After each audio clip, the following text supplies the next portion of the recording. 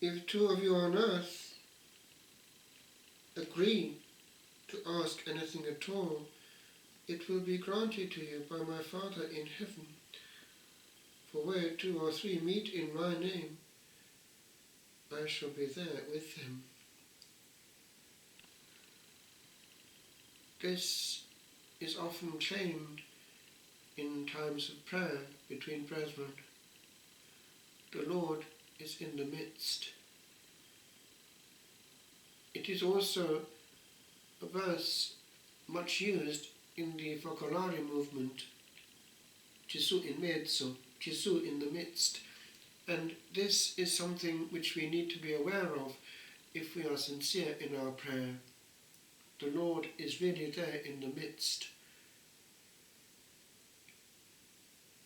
But we also have something greater in our faith.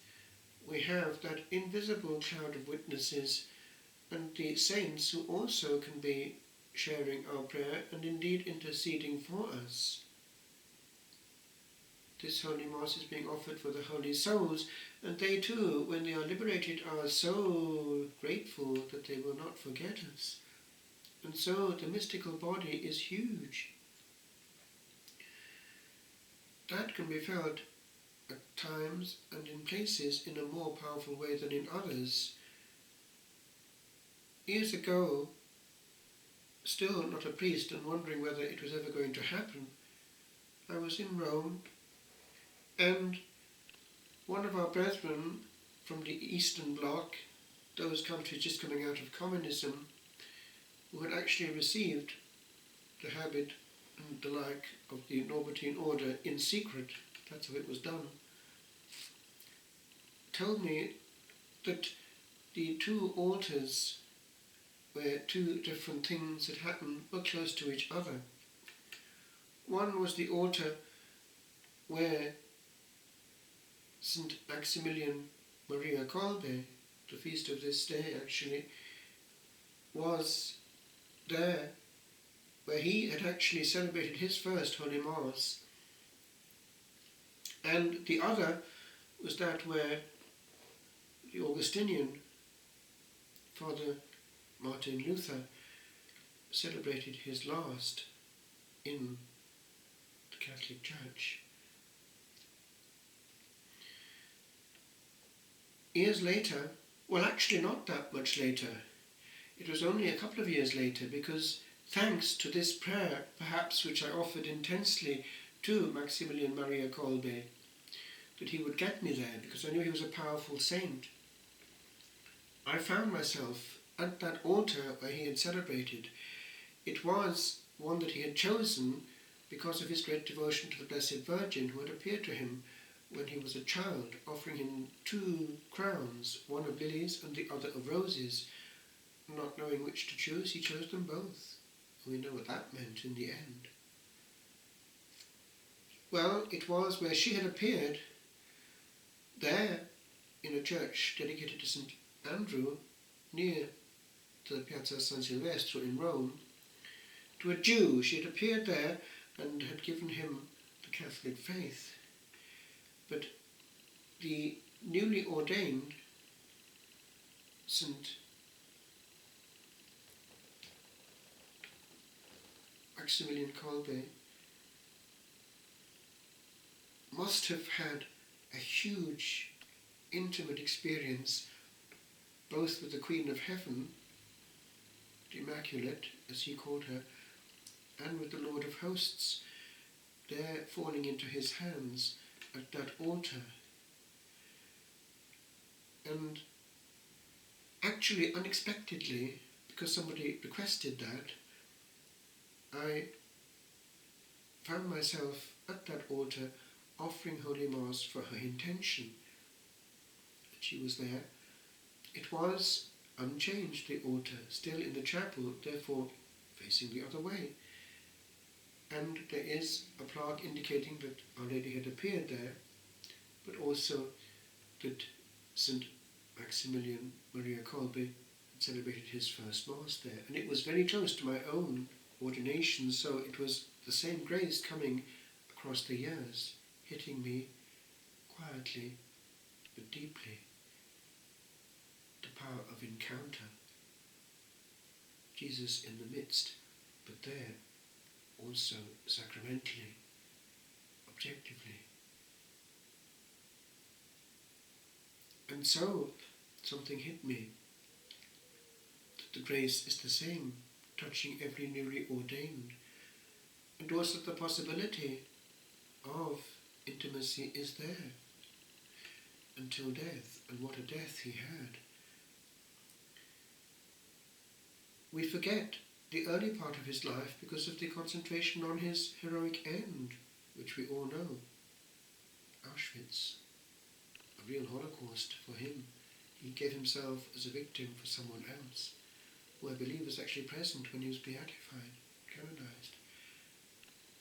And this was actually the culmination of a huge life of fruitfulness.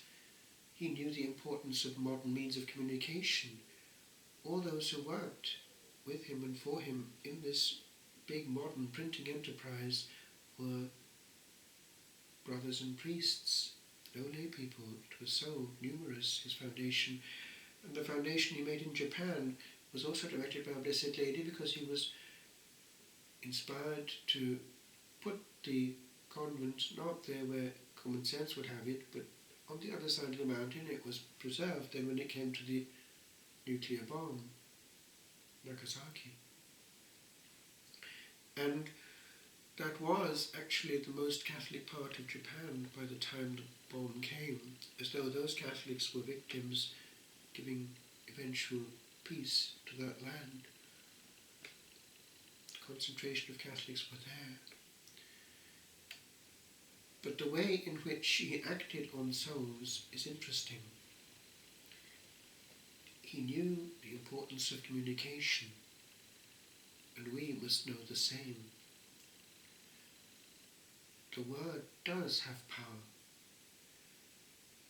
and that power, when given the blessing of heaven under the seal of Our Blessed Lady and her intercessory prayer, can hit many times over and in great depth, echoing in the abyss of the human being.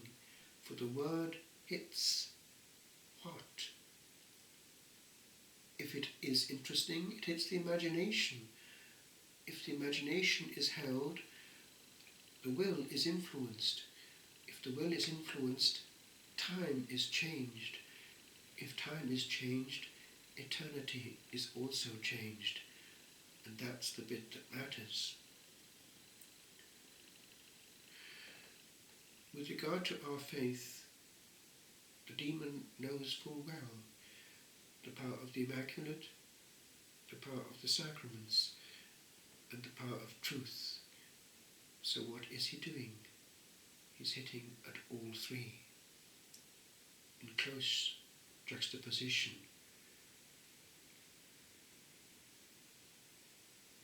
Maybe I could quote again these lines I wrote, deeply moved in Rome by these two altars, the one so close to the other. The difference in the priesthood of one is very different from that of the other in its effects and success. Alas, the demon uses those who know a lot, and from within, as it were, destroys his own.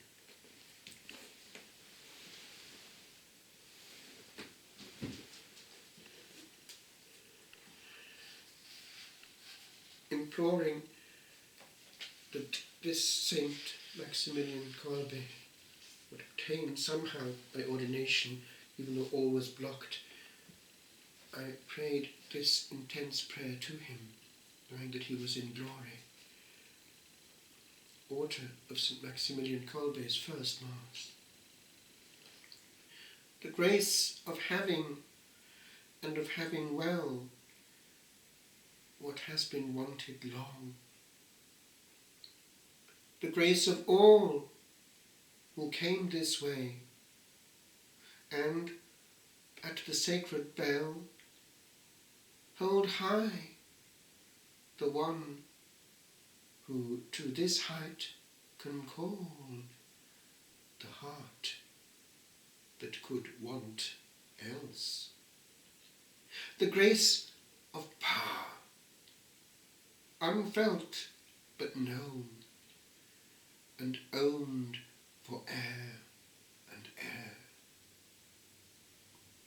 This was the little movement of this hour, thine own. For thou didst hold not angels there, but him that held them too, and bid them come and gaze upon amazing hidden grace, that coming still bids me too hence come home, and for a time do naught but love this face, that thou canst see, my friend, that thou canst see well enough to bid him call in me.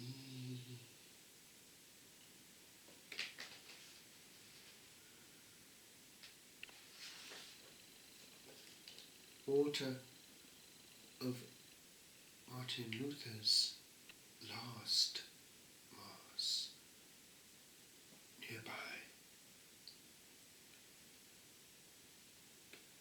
Art thou at peace, good priest? Art thou at peace, where mighty voices move no more the earth, where double vision and long probings cease, and knowing is the all of pain or mirth? Couldst thou here come again and walk this way, and tread upon this step that was the last, to hold thee close to Godhead for a day, ere thou another take that would it blast? Wouldst thou a little moment ponder on,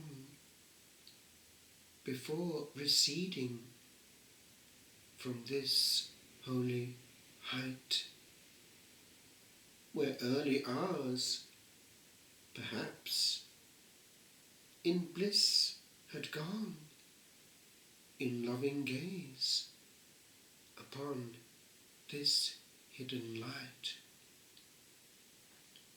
that thou unveiled dost see? I hope, for do eyes all well see, that so well grope